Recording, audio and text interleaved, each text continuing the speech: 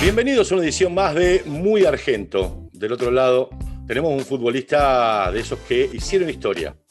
Aquellos que tienen unos cuantos años lo van a recordar. Otros tuvimos que recurrir a los videos, pero un futbolista extraordinario. Salió de Atlanta en el año 1970, jugó 4 años en Atlanta, después pasó al Elche, después al Atlético Madrid, donde hizo una gran campaña, Tenerife y Rayo Vallecano. Para que tengan una idea, es uno de los 15 máximos goleadores de la historia del Atlético Madrid, y si uno toma solamente los torneos locales, es uno de los 10 máximos goleadores de la historia del Atlético. Así que un pedazo de jugador del otro lado. Y estamos hablando de Rubén Cano, que también jugó para la selección española en el Mundial 78. Se nacionalizó el hombre y por eso jugó el Mundial para España. Hola Rubén, ¿cómo estás? ¿Todo Hola, bien? ¿cómo te va? Todo bien, todo tranquilo. Naciste en Mendoza. Contame algo de esos orígenes de Mendoza. Mi padre era español, habían venido con mis abuelos y se radicaron en San Rafael, Mendoza. Yo nací en San Rafael, me crié ahí, hice el colegio maestro, primario, después secundario, me recibí de maestro. Ah, ¿te recibiste de maestro? ¡Beba! ¡Bebota, saltame, bebota! Sí, me recibí de maestro, lo que pasa es que nunca ejercí, porque el año que yo me recibí fue cuando al año siguiente me trajo Atlanta y ya me quedé definitivamente en Atlanta, no podía compaginar ambas cosas y bueno, nunca ejercí. Bueno, mira qué linda historia. Escúchame, ¿a qué se dedicaban los viejos? Trabajó de todo, es decir, trabajó no sé, eran uno de los que colocaban, sobre todo el chofer, de los que colocaban los postes de la luz. Cuando llegó la luz a San Rafael, después tuvo muchos años trabajando tenía la concesionaria de la sede social del Club Pedal, que es del cual yo fui jugador y fui hincha desde chiquitito.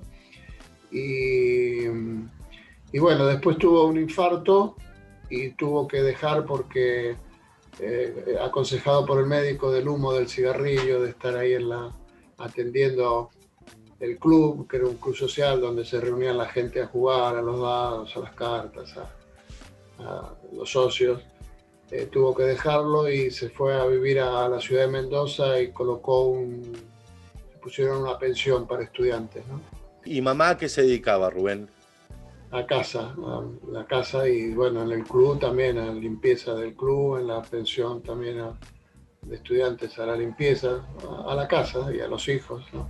A ver, imagino una infancia, ahí en Mendoza nombraste ya un par de veces al Club Pedal, imagino que era todo el día en el club, ¿no? Yo vivía en la sede, en la sede que era la sede social, donde el club, es decir, donde se daba comida, donde se atendía a los socios. En principio, San Rafael las distancias no son grandes, es decir, así que no tenía problema. Después yo tenía enfrente de donde vivía yo, estaba la Catedral de San Rafael, que tenía un club de deportes en la parte de atrás de la sede, que se llamaba Ateneo, se sigue llamando Ateneo de la Juventud, una cancha de básquet, de pelota paleta, de fútbol sala. Bueno, ahí sí nos pasábamos todo el día en el club ese, o en el Ateneo, con los curas, es decir, hicimos una vida muy no devota ni religiosa, pero sí muy deportiva, y además, es decir, colaborábamos en la iglesia con catecismo, con ayuda de misa y sobre todo ayuda de casamiento, que era lo más beneficioso porque era donde los padrinos te daban unos mangos. unos beneficios por ayudar el casamiento. Excelente. Mi infancia hasta los 12 años, que ya una vez cumplidos los 12 años ya ingresé a Pedal. A ver, ¿siempre de 9, Rubén? Cuando, ¿desde chico eras 9 o jugaste otra cosa? Sí, siempre jugué de 9, Aunque Atlanta aunque mi estilo hasta llegar al Atlético de Madrid era jugar de 9, pero me desplazaba mucho por las bandas, es decir, por todo la delantera, no era un 9 de área. Ahora, sí todo, vos integraste un Atlanta que fue muy competitivo, porque el Atlanta que vos integraste, ¿no? Con Comegolino, toda esa camada de jugadores, digo, fue un Atlanta importante, no fue un Atlanta que pasó desapercibido. No, fue el Atlanta, la mejor campaña de Atlanta en toda su historia. En el año 1973 veníamos con una base de jugadores del año 72 y 71 jóvenes, y se acoplaron los chicos que subieron de las divisiones inferiores, que eran verdaderamente crack, no sé, te hablo de casi todos: Rivolsi, Aldo Rodríguez, Flaco Candó, Babi Cortés, todos estos jugadores que después se pasaron a River, Gorrión López, a Boca, Rivolsi, a Independiente, Pichón Rodríguez. Se formó un gran equipo y hicimos una gran campaña. Llegamos a la final del Nacional. En ese entonces se jugaba en Metropolitano, que había sido campeón Huracán, mitad de año, y la otra mitad de año era el Nacional, que eran 2 zonas. Nosotros fuimos campeones de la zona nuestra y intervenimos 4 equipos en la final, que era Rosario, San Lorenzo, River y nosotros. El primer partido lo jugamos en la cancha de Boca contra San Lorenzo, empatamos 1-1. Un partido muy bravo.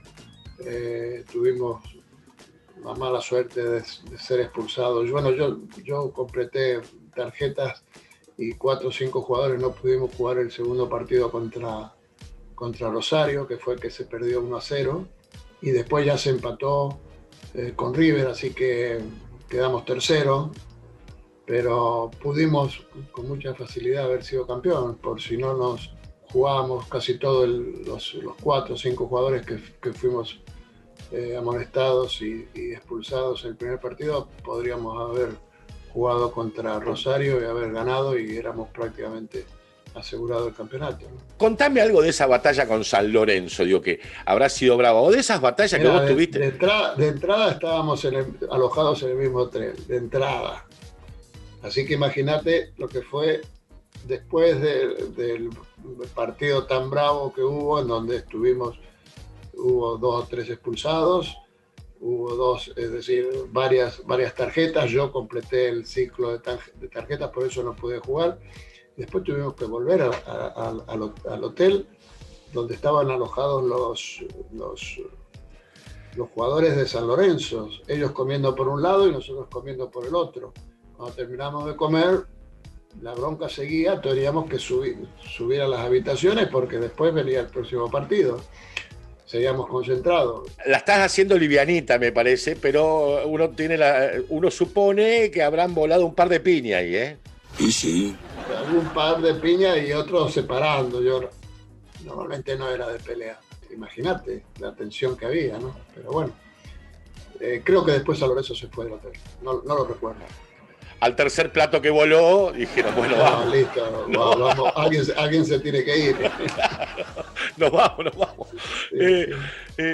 Fuiste un goleador de goles importantes, Rubén, porque vos hiciste goles en los clásicos, le hacías goles al Barcelona.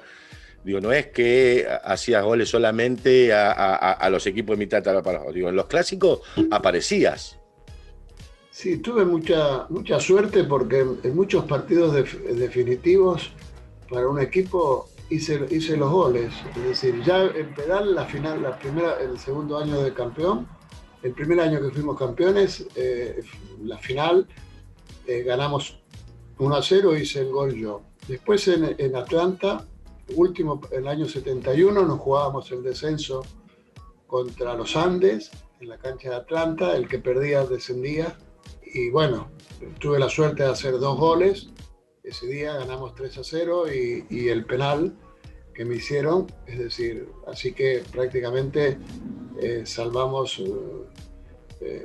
prácticamente no, nos salvamos del descenso ese partido y en perjuicio de los Andes, que fue el que descendió. Y después me pasó exactamente lo mismo en Elche. último partido con el Bilbao.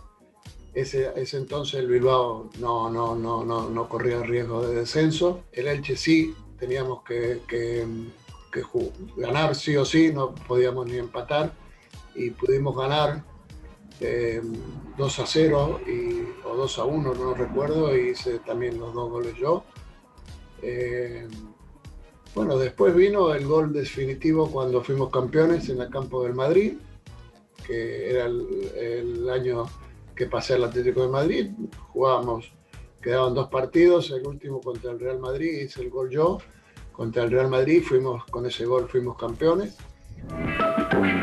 Otra vez el Atlético de la capital contra el Madrid y otra vez un lleno impresionante en el Bernabéu para presenciar una vez más el encuentro entre los eternos rivales de la zona centro.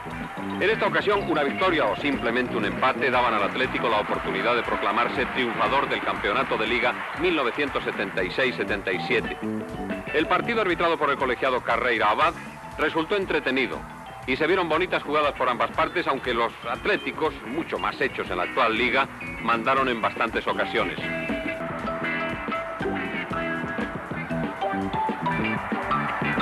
A los 41 minutos, Rubén Cano fusila el gol atlético. Véanlo ustedes.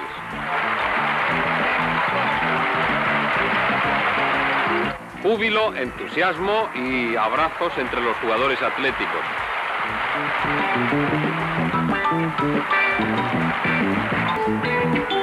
El partido acabó con empate a 1 entre un cálido alirón cantado y bailado por la afición rojiblanca.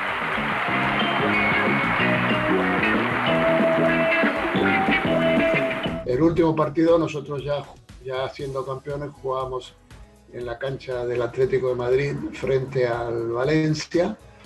El Valencia tampoco se jugaba nada, lo único que nos jugábamos era Kempes o yo como Pichichi. Ambos llevábamos 22 goles, creo. Y bueno, el que más goles hiciera en ese partido era el que se iba a consagrar goleador en la temporada. Así que imagínate, yo tiraba los córneres, los cabeceaba yo claro. Todo. Escúchame, en esa no sé si existía. En esa era tus compañeros, muchacho, toda para mí, ¿no? No, todas, pero yo salía con el dueño del balón, era yo. Pero bueno, lo que es el destino, no hice ningún gol y Kempe hizo 2. Y se consagró Kempe Pichichi, ¿no? Y después vino el famoso gol de la clasificación de Yugoslavia. Claro, contame eso, porque, a ver, todavía no llegamos a ese paso, pero vos te nacionalizás español, pensando en tu padre, que era español. Había una legislación en donde el hijo de español tenía que nacionalizarse, tenía la nacionalidad, pero antes propia, antes de cumplir los 22 años. Yo había cumplido los 22 años, entonces tuve que iniciar los trámites en España y lógicamente como hijo de español me nacionalicé al poco tiempo, 3 o 4 meses, una cosa así. Escúchame, y ahí hubo un barullo, digo, porque vos habías jugado un par de amistosos para la selección argentina. Claro, yo había sido convocado a pretemporada de la selección argentina para el año 74. Estuvimos concentrados un mes en la Estancia Chica. Y el primer partido que se hizo preparatorio fue casualmente, bueno, no era casualmente, mi tío era el presidente de Pedal, al serme nombrado a mí como integrante de la selección argentina, contrató a la selección argentina y fuimos a jugar con la selección argentina a San Rafael, que fue mi primer partido. Fue un viaje de avión increíble, de cómo se movía, el vuelo tan malo que tuvimos. Y llegar a San Rafael es decir, con el entusiasmo y todo, no sé, influyó mucho y a los pocos minutos de empezar el partido me lesioné.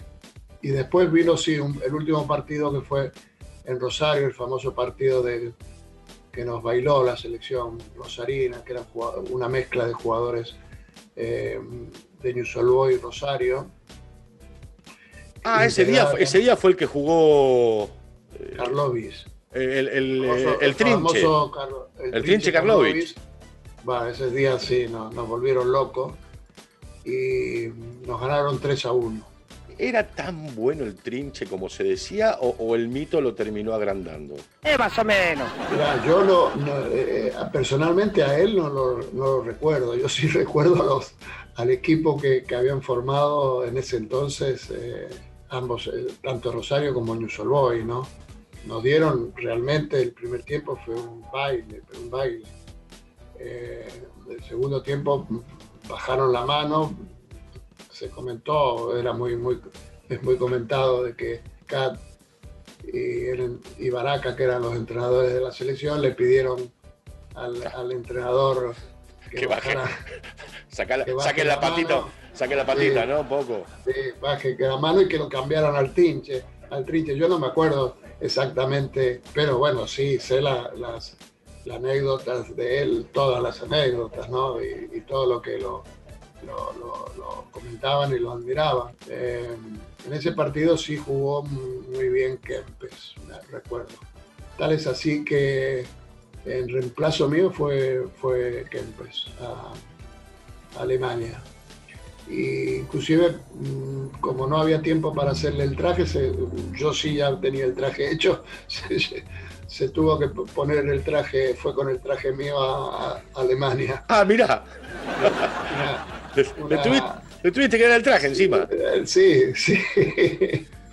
Así que, bueno, anécdota, ¿viste? Después tuve en España, una vez citado para jugar las eliminatorias, yo sabía sí o sí, yo quería jugar un mundial, lógicamente quería jugar con Argentina, pero bueno, Argentina no me podía, en ese entonces había grandes jugadores y no me podía, hablando con Menotti me dijo que contaba, pero no me aseguraba. Y bueno, me llamó la selección española y creí que como español, como radicado en España y como lógicamente hijo de españoles, no podía decir que no y me la jugué a jugar la clasificación. Jugué 3 partidos de clasificación contra Rumanía, el primero que se perdió en Rumanía, el segundo en la cancha del Atlético de Madrid, que ganamos 2-0, el cual tuve la suerte de convertir un gol. Segurs anotando la tarjeta y mostrándole el reloj a Pirri. Satrústegui, ¡gol!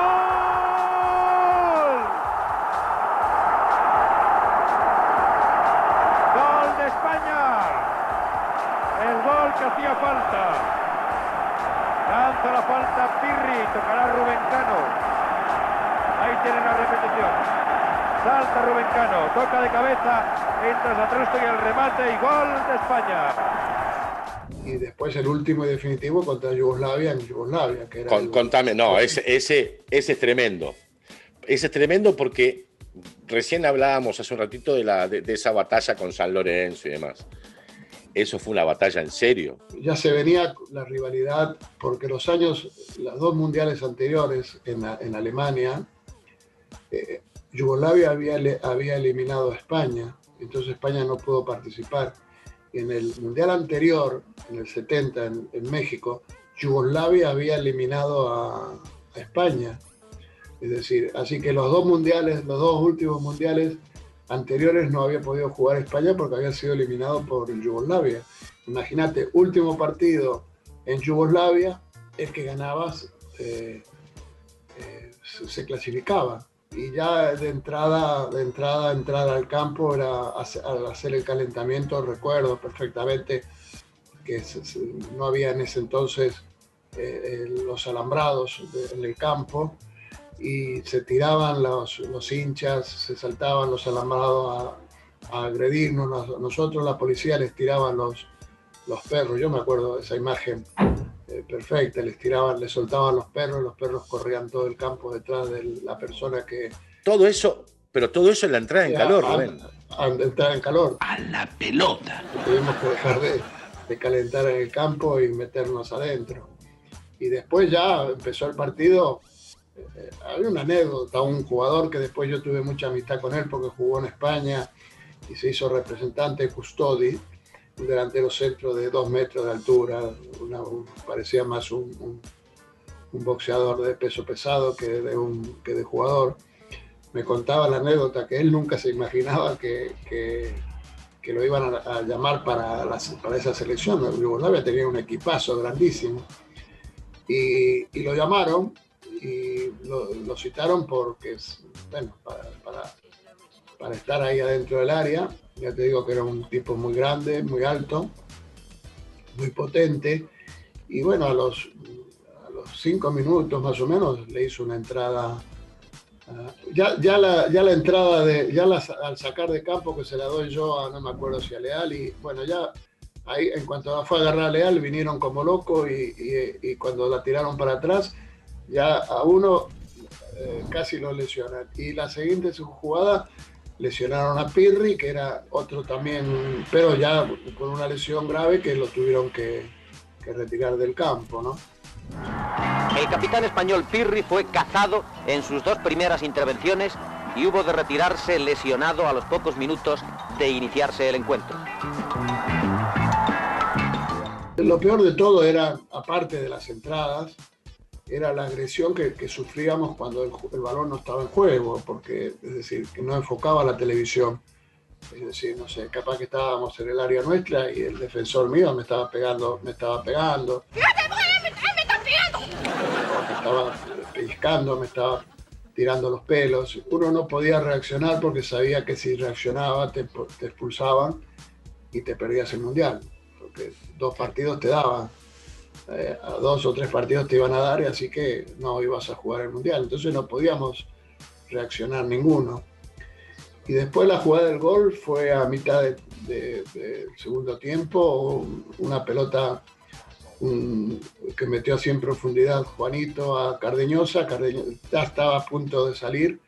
Cardeñosa, un gran jugador de una muchísima calidad, tiró el centro pasado y bueno, yo entré por el segundo palo. Y era muy claro, muy clara la ocasión. No quería, se me cruzó en ese entonces, no la podía perder, no sabía con qué pegarle, si pegarle con el empeine o pegarle con el interior para asegurarlo. Tenía miedo de tirarla alta, y entonces le pegué de tal forma que le pegué para abajo, que picó antes de llegar al arquero la pelota. Dio la impresión, todo el mundo dice en español, que le pegué con la espinilla, que sería la canilla nuestra, pero no fue así porque, es decir, fue con el empeine. Lo que pasa es que para asegurarlo, para que no se me fuera por arriba, la piqué muy para abajo, y bueno, eso hizo en la imagen pareciera eso. La selección española siguió jugando con tranquilidad. Este pase de Juanito lo recogió Cardeñosa y el remate de Rubén Cano se convirtió en el gol del triunfo para España.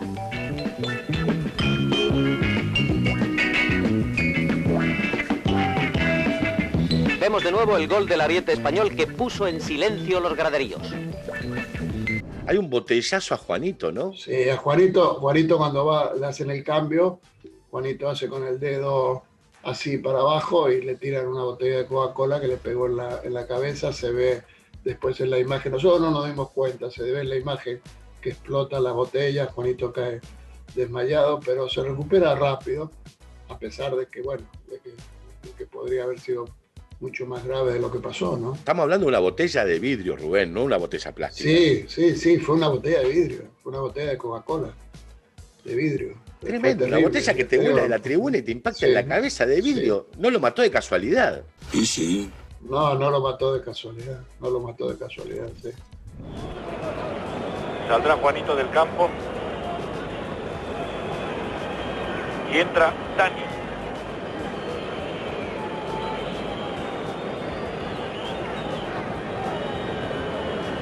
Juanito se retira en un gesto que no debe hacer. No nos ha gustado nada este gesto de Juanito, que ha recibido un botellazo en plena cabeza. Increíble. No nos gustaba, decíamos, el gesto de Juanito, pero el botellazo que ha recibido en la cabeza del jugador español es indigno de una afición deportiva.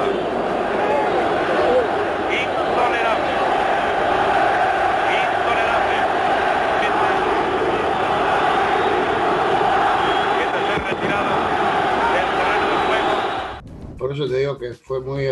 Después ya, bueno, una vez que terminó el partido salimos todos corriendo, nos metimos al vestuario y lógicamente después todos custodiados por la policía, por los militares. En ese entonces Yugoslavia, me parece que estaba Tito, no recuerdo, sí, estaba Tito de presidente. Ahora, ese gol está entre los más importantes de la historia de la selección española, ¿no? Sí, han sacado un sello dedicado a la Federación Española de Fútbol. Hay 4 goles, me parece, a mí me lo han mandado solamente, han sacado unas estampillas del Estado Nacional Español, y hay 4 goles, uno Zarra, que fue en el Mundial en Brasil, no me acuerdo el año, 1950. Sí, un gol que también quedó registrado. Después el mío, de los años 70. Después vino el gol de Torres, que hizo en la Eurocopa, cuando fueron campeones de la Eurocopa. Y después vino el gol de Iniesta, que fue el que fue campeón, que le hicieron a los holandeses y fueron campeones del mundo. Esos 4 goles han quedado registrados en la historia del fútbol español a través de un sello, ¿no? Una estampilla para nosotros, ¿no? Quiero preguntarte esto, porque viste que del Mundial 78 en Argentina se dijeron un montón de cosas. Vos estabas jugando para España, era otra cosa. ¿Qué mirada tenías vos en cuanto a lo que sucedía en el país y en el fútbol? Viste que se armó una dicotomía, hasta muchos muchachos del Mundial 78 se sintieron hasta ofendidos porque decían que el Mundial estuvo comprado. ¿Cómo la viviste vos, que tenías una mezcla de jugar para España, pero también eras argentino? Yo no creo, es decir, no creo que haya habido... Es decir, es muy difícil comprar tanto en el Mundial como en la... Es decir, yo no digo que no exista, puede existir, pero es muy difícil. Lo que es más fácil es arreglar un partido que a ambos equipos les interesa. Te explico. Nosotros perdimos el primer partido contra Austria, el segundo partido se empató con Brasil y el tercer partido se ganó contra Suecia. Es decir, hicimos tres puntos posibles. El último partido era Brasil-Perú, Austria. Es decir, el empate a ambos les servía. Claro. Es decir, por descontado, sabíamos que era un empate. Resultado final, un empate. Es decir, en esas cosas sí creo más, en donde los dos equipos salen interesados, les interesa un empate y entonces no te digo que se puede arreglar, pero no se hace ningún... Sí, hay un pacto tácito de no agresión. Correcto. Pero después el comprar partidos a mí nunca me ha, por lo menos a mí personalmente nunca me ha sucedido. No digo que no lo haya, puede que lo haya habido, ¿viste? Pero nunca me ha sucedido. Sí de incentivar para ganar, ¿no? Que venga otro equipo y te diga, mirá, te damos tanto si le ganan porque nos beneficia. Eso sí ha pasado. Y el arreglar partidos también de empate también nos ha pasado. Pero, es decir, el partido contra Perú, Argentina se jugaba todo contra Perú. Si no nos olvidemos que los resultados anteriores no habían sido muy buenos y contra Perú nos jugábamos todo. Es decir, así que puede haber sido un poco de falta de emotividad por parte de los peruanos y mucha emotividad por parte de los argentinos. Pero de ahí a comprarlo creo que no. Bueno, a ver, te terminás retirando después de pasar por un par de clubes más en el 87 y vas a laburar al Atlético Madrid. Don Jesús Gil te contrata para laburar en el Atlético Madrid, ¿esto es así?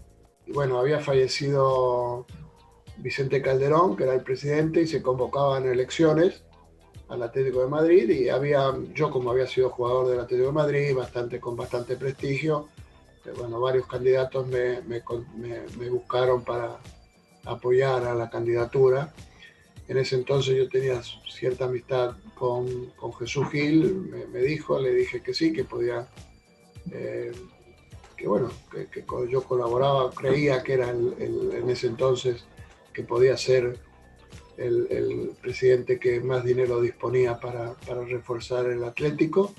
Le dije que sí, lo ayudé en la campaña y bueno, una vez que ganó, que fue a causa de la compra famosa de Futre, porque si no hubiese comprado Futre lo tenía muy difícil para ganar. Un jugador extraordinario, ¿no? Aquellos no lo recuerdan, un jugador portugués extraordinario. ¡Sí! Era el Messi de ese entonces. Y bueno, Jesús Gil lo compró condicionado a que ganara las elecciones, dio un dinero a fondo perdido. En caso de que ganaran las elecciones tenía que dar el resto. Pero no sé, una fortuna, te estoy hablando en ese entonces un jugador élite de Alemania, de los más caros, que eso podía valer 100 millones de pesetas. Jesús Gil lo compró en 400 millones de pesetas a Futre. Y había dado un dinero, 50 millones a fondo perdido, y si era presidente, bueno, tenía que pagaba el resto y Futre era jugador del Atlético. De esa forma lo compró, lo aseguró y bueno, eso le hizo ganar las elecciones. Una vez que hizo ganar las elecciones, bueno, formó su equipo con directivos, qué sé yo, y a mí por la colaboración me nombró secretario técnico, que es como, bueno, en España el secretario técnico tiene mucha influencia en la parte deportiva, no tanto como en Argentina, pero en España el secretario técnico es como un director general de fútbol, ¿no? A ver, Jesús Gil, un tipo que tuvo quilombo hablando mal y pronto con todo el mundo y vos capaz que le funcionabas de escudo, ¿no? Ahí. Claro, yo era prácticamente el que estaba al lado de él y bueno, mucha culpa a él y la otra culpa yo, así que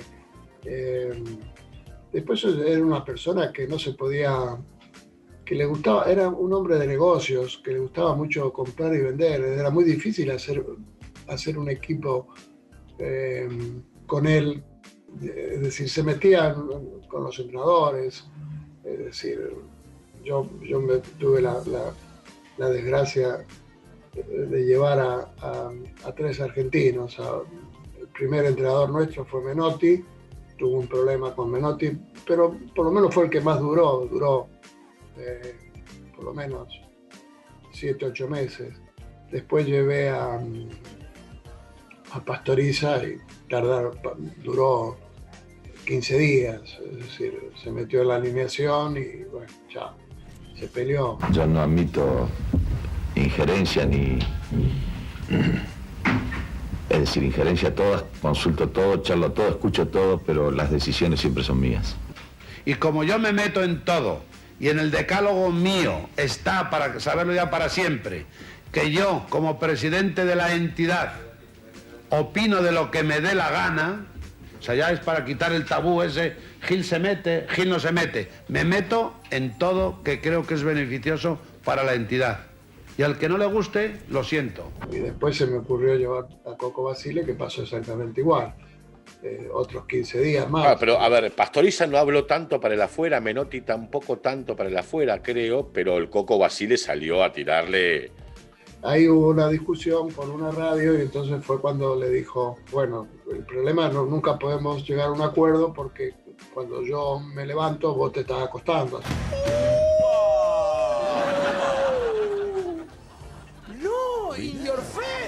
Y ahí fue donde renunció al cargo y yo no podía entender porque lo había llevado yo a través de... Yo tenía amistad con Panadero, había sido compañero mío. Lo había llevado yo a través, decía, pero bueno, era muy difícil, dada la personalidad de ambos, es decir, ponerlos de acuerdo. Es decir, aquí no podías serenarlos a ninguno de los dos. Así que, nada, terminó en 2 o 3 partidos, nada más. ¿Te quedó algo pendiente en el fútbol, Rubén? Porque has tenido un recorrido extraordinario, pero viste, siempre el jugador dice, y esto me hubiera gustado un poquito más, capaz que me faltó esto. Yo estoy seguro que si hubiésemos... El Mundial de Argentina fue el definitivo.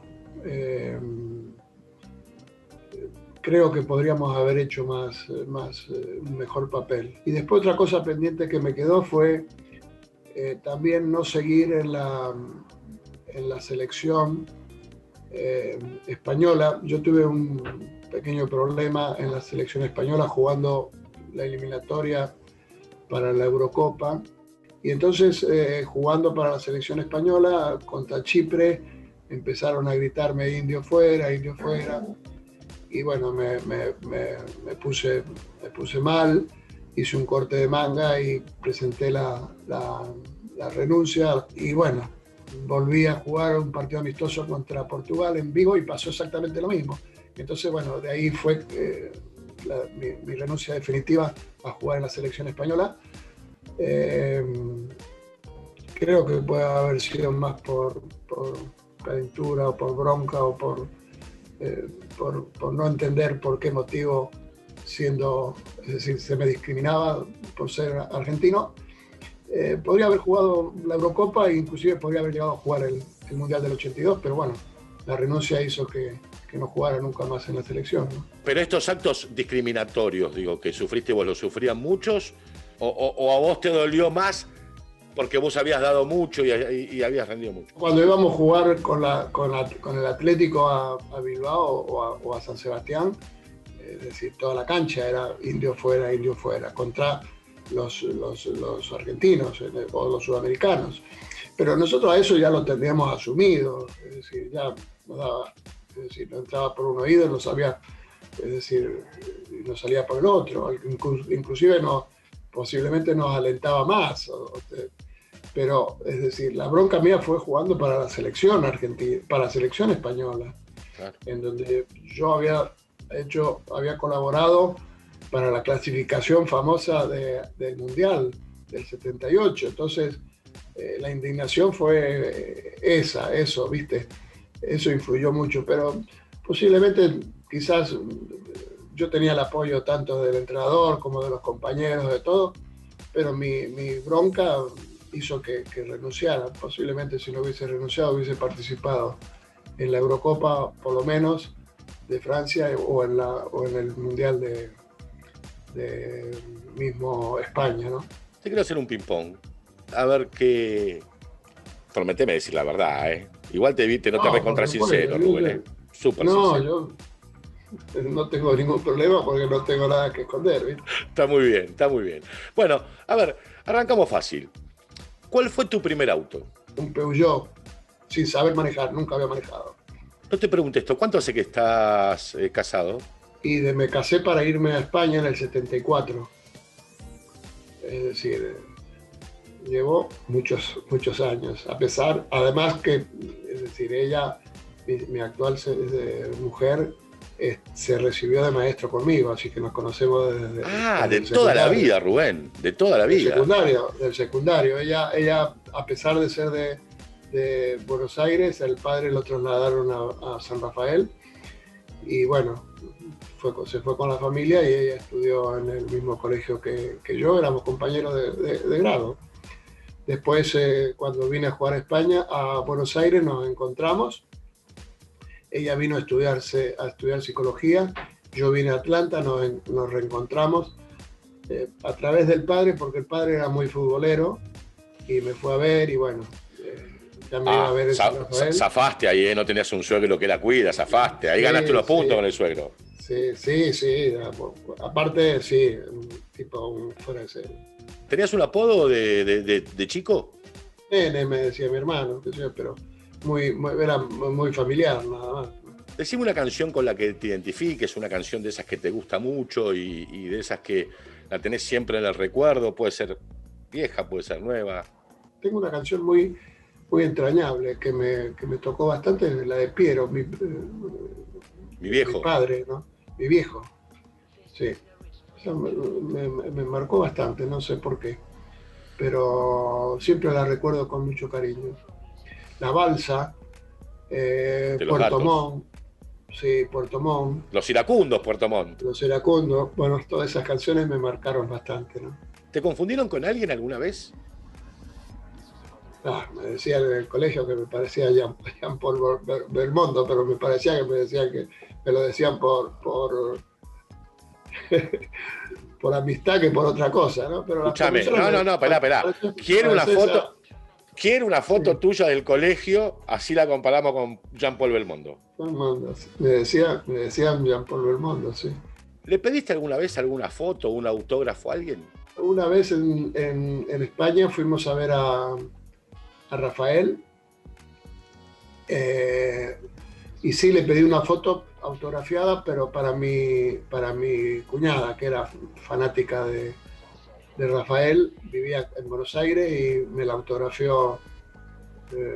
Yo era persona conocida, bueno, entré al vestuario con él y me autografió una foto para mi cuñada, pero yo personalmente para mí no. ¿Tuviste que laburar de algo alguna vez? Sí, ayudaba a mi tío que era sodero, en las navidades que había fiestas, bueno, tenía mucho trabajo, lo ayudaba. Después a otro tío. ¿Tu tío manejaba el camión de soda y vos bajabas a las casas? No, claro, sí. Bueno, era sobre todo en la época de las fiestas, que eran la gente donde más trabajo había. Después trabajé, no sé, en la CAP, que era la fábrica donde habían trasladado a mi suegro, o sea, fabricando las plataformas para llevar los carritos, pero eran trabajos temporales de un mes o 2 meses. Y después colaboré con mi padre en la cantina. En el buffet de pedal. Claro, en el buffet de pedal ahí colaboraba bastante, ¿no? Si no hubieras sido futbolista, ¿qué pensás que hubiera sido? ¿Maestro, definitivamente? No, arquitecto, me gustaba mucho la arquitectura. Yo me había anotado cuando me recibí el año 68. Me había anotado el año 69 para hacer la carrera de arquitectura en Mendoza. Y bueno, me quedé en San Rafael porque estábamos jugando el famoso campeonato provincial. Quería jugar yo para San Rafael y hacer campeón. Teníamos un gran equipo. Quería que fue la primera vez que San Rafael fue campeón provincial.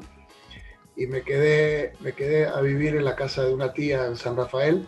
Y ya el 70, cuando tenía que entrar a la universidad, fue cuando me llamó Atlanta. Primero me llamó Gimnasia, después me llamó Atlanta. ¿Te afanaste algo de chico alguna vez? No. ¿Nunca? ¿Ni un caramelo en el kiosco? No, nunca. ¡Nunca! Me acuerdo una vez, la primera vez que llegué a España, fuimos a Murcia, yo estaba en Elche, era una ciudad más chica que Murcia, que era capital, y fuimos al famoso Corte Inglés y fui a agarrar un cassette y lo agarré y me dio, es decir, un remordimiento de conciencia y dije no, y lo dejé de nuevo. Ese es un verdadero hombre. Lo agarraste, te lo pusiste en el bolsillo. Y lo devolví. Escúchame, ¿te acordás de quién era el cassette? ¿De qué intérprete era? ¿Te acordás? No me acuerdo de qué intérprete era, no, pero sí seguramente que debe haber sido de algún argentino, ¿no? De Sandro, en ese entonces. Pero sí, lo agarré, lo metí al bolsillo y me dije no, esto no es lo mío, y lo dejé de nuevo. Háblame de Diego, que no se fue hace mucho. De Maradona estoy hablando, digo, ¿no? Sí. ¿Cómo te cayó la noticia? Digo, bueno, Maradona jugó en el Barça, en aquel momento vos estabas en España. ¿Cómo te cayó la noticia de Diego? Y me cayó fatal, porque a pesar de que todos sabíamos que no tenía mucho cuidado y que en cualquier momento le podía suceder, no era una persona, pero nunca pudimos llegar a entender que fuera tan joven, ¿no? Pero sí, era una persona, es decir, como persona yo no tuve creo que habré estado dos o tres veces con él, pero después no tuve más trato. Una vez también tenía en un hotel, tenía que salir, había mucha gente y quería evitar la cantidad de gente. Uno de los amigos de él me pidió el coche. Yo tenía un BMW y BMW, digo. Bueno, sí, claro, está bien, está bien. Bueno, y lo sacaron para que no se amontonara la gente, lo sacaron a través adentro del baúl de mi coche. De tu auto. Y después fue el problema de yo encontrar el coche, porque después se fueron todos a Barcelona y lo habían dejado en un estacionamiento y bueno, tuve que llamar y decir, escúchame, ¿dónde está el coche? Pero así es decir, trato personal con él nunca tuve, ¿no? ¿Y te hubiera gustado decirle algo que capaz que no le dijiste, o decir, che, alguna recomendación, un algo? ¿Te hubiese gustado? ¿Y qué se le puede remontar? ¿Qué se le puede recomendar? No se puede recomendarle nada porque no era una persona muy... Yo creo que muchos amigos de verdad de él le habrán dicho algunas cosas y no terminaron tan amigos. Entonces era muy, muy difícil tratarlo o aconsejarlo.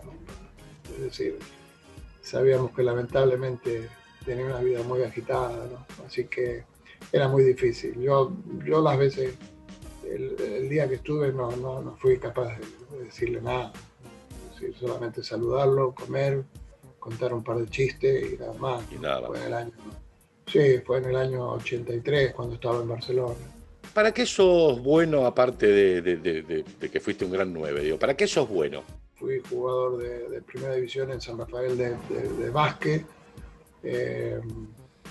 Jugaba mucho al ping-pong, pero no, de ahí a ser bueno, hay un montón. Hay un abismo, ¿no? Si tuvieras que elegir, ¿qué elegís? ¿Cocinar o lavar los platos? Cocinar, ni duda. Siempre fue mi afición favorita, el cocinar. Ah, bueno, ¿ves que para algo también, aparte del deporte, sos bueno? Lavar los platos, no. Para la cocina soy bueno. Aunque he abandonado hace bastante, lo he dejado de lado, me he cansado un poco, pero sí, ahí sí me gusta. Lavar los platos, no. No te gusta. A pesar de que los lavo, pero no. Y escúchame, hay que colaborar. ¿Y qué plato haces que decís, no, en esta la rompo, en esta soy un crack haciendo? No, todo, cualquiera. Ah, mira. Es decir, paellas, no sé, merluza, a la vasca, todo eso. Es decir, platos típicos españoles, me encantan hacerlos. ¿Cuál fue el mejor compañero que tuviste dentro de una cancha? Quizás el que más tiempo duró fue con Juan Gómez Boglino, porque él llegó a Elche, él llegó a Atlanta el mismo año que llegué yo. Fue, a pesar de que no éramos íntimos, fue padrino de boda. Nos fuimos juntos a Elche, convivimos en Elche los 2 años que yo estuve. Pero después, bueno, con Pinche de jugador, Vallejos, el chino Vallejos, te hablo de Atlanta, Pichón Rodríguez era muy amigo mío, el ruso Rivolsi era muy amigo mío. Tuve muchos compañeros en el Atlético, también,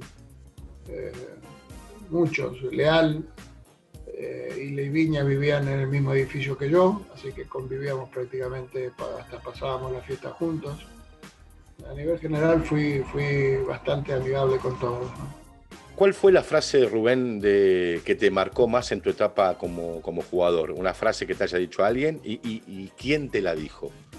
Pues es que los andaluces son muy, muy graciosos. Y un día que fuimos a jugar a Sevilla contra el Betis, salió una pelota, íbamos, no sé, no me recuerdo el partido, íbamos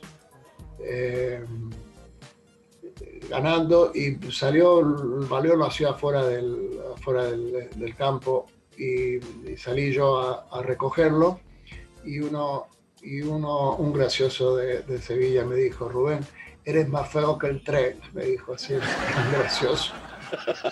Y ahí me puse a reír: eres más feo que un tren. Y ahí me quedó grabado la frase, y como lo admiraba tanto por la gracia que tienen los andaluces, es decir, me quedó grabado siempre, toda la vida, ¿no?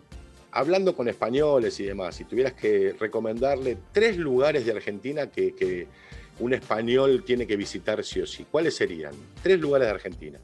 Me impresionó mucho las cataratas del Iguazú. Yo creo que para cualquier extranjero es imprescindible conocerla, ¿no? San Rafael, Mendoza, que lo conozco perfectamente, también es impresionante. Y después la costa atlántica. ¿Pudiste intercambiar camisetas? No era muy común en aquella época, creo, pero ¿pudiste intercambiar camisetas con alguno de ellos? ¿Con quién? Sí, intercambié muchísimas camisetas, muchísimas, prácticamente. En muy pocas ocasiones nos permitían cambiar las camisetas, si no tenías que pagar el juego si cambiabas una camiseta.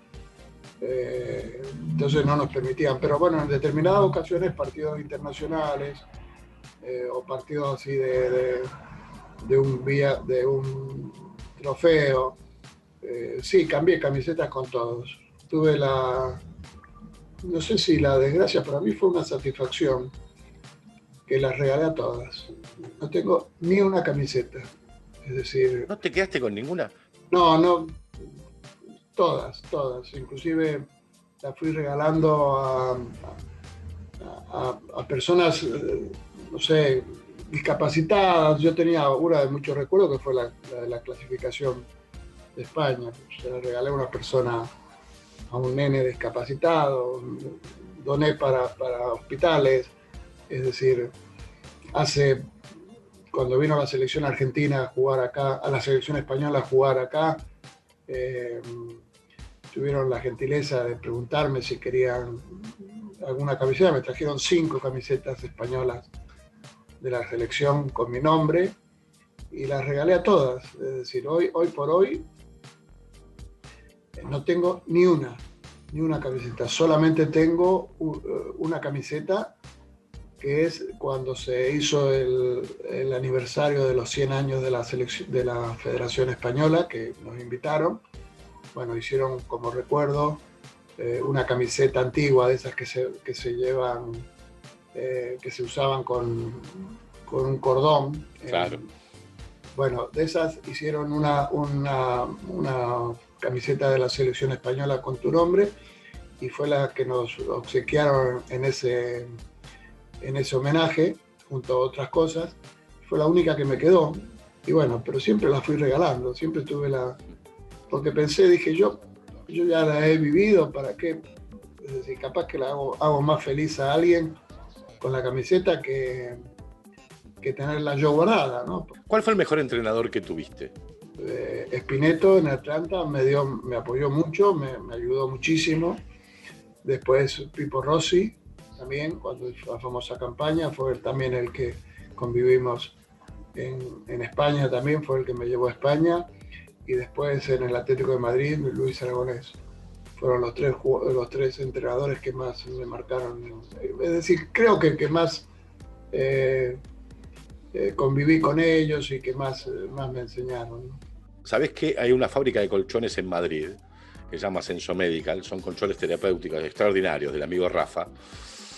Y el amigo Rafa y la gente de Senso Medical te quiere preguntar: ¿cuál fue el gol o la jugada de tus sueños?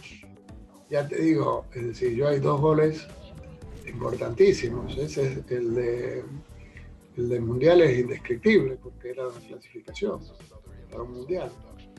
Y después el del que salvamos a Atlanta del descenso. Fueron los 2 goles que más me marcaron y que con más cariño recuerdo, aunque todos los goles me gustan, lógicamente, el día del Madrid, que fuimos campeones, pero bueno, después teníamos otra oportunidad, pero esos eran definitivos, eran sí o sí, había que marcar, entonces eso fue lo que quizás de los goles que más me marcaron, ¿no? ¿Cómo querés que te recuerde la gente, el hincha, la familia, en líneas generales? ¿Cómo pensás que te va a recordar y cómo querés que te recuerde? Un tipo honesto, siempre lo fui. Me fui del fútbol porque vi que no, es decir, que no se actuaba con honestidad en muchas cosas. Y lo más importante creo que es eso, honesto y no busqué problemas en ningún lado, todo lo contrario. Es decir, a pesar de que tenía un carácter muy fuerte. Yo llegaron años en el Atlético de Madrid, que un año me echaron 7 veces en el año. Pero era producto de